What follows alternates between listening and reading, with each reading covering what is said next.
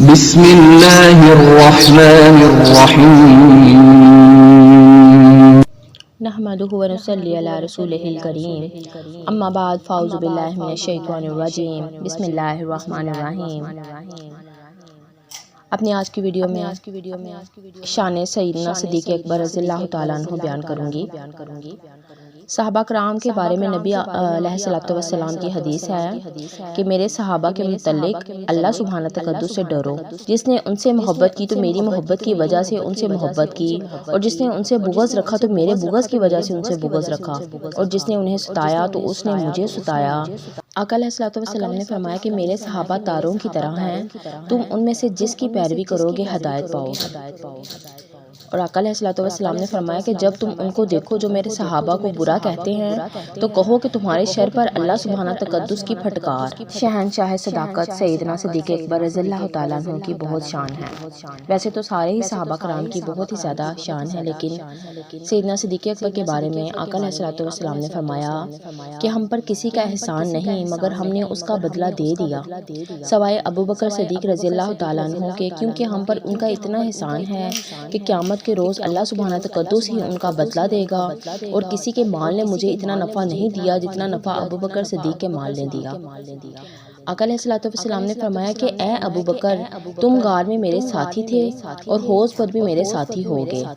حضرت جبرائیل نے مجھے خبر دی ہے آپ صلی اللہ علیہ وآلہ وسلم کے بعد سب سے افضل ابوبکر صدیق ہیں۔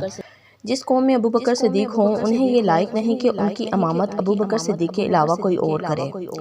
ابوبکر صدیق انبیاء کے بعد ہر اس شخص سے بہتر ہیں جس پر سورج طلوع یا غروب ہوتا ہے۔ اگر میں کسی کو دوست بناتا تو ابوبکر صدیق کو بناتا، لیکن وہ میرے بھائی اور میرے ساتھی ہیں، اور اللہ سبحانہ تقدس نے تمہارے صاحب کو تمہارا دوست بنایا۔ اے ابوبکر، تم وہ شخص ہو جو میری امت میں سے سب سے پہلے جنت میں جائے گا۔ اے ابوبکر، تم اللہ سبحانہ تقدس کی طرف سے آگ سے آزاد شدہ ہو۔ عمر فاروق کی ساری نیکیاں ابوبکر صدیق کی نیکیوں میں سے ایک نیکی کی طرح ہیں۔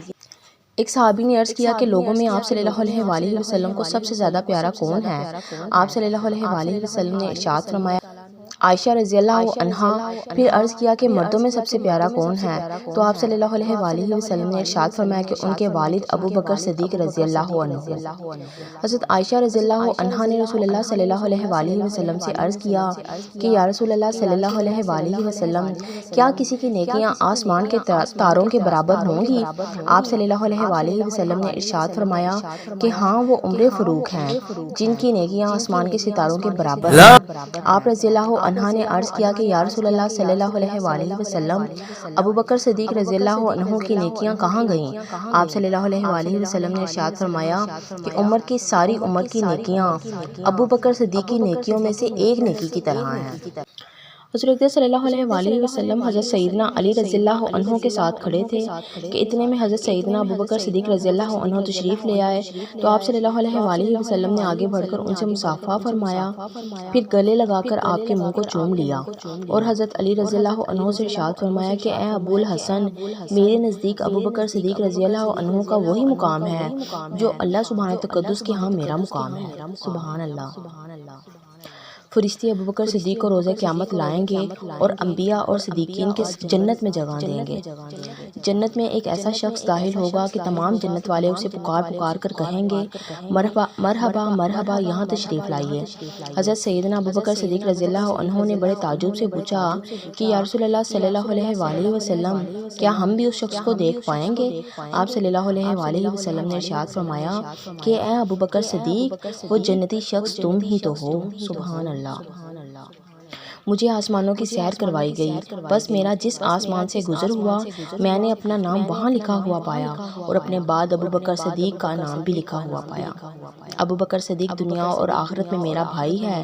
اللہ سبحانہ تقدس اس پر رحم فرمائے، اور اللہ سبحانہ تقدس کے رسول کی طرف سے اسے بہتر جزا دے کہ اس نے اپنے جان و مال سے میری مدد کی۔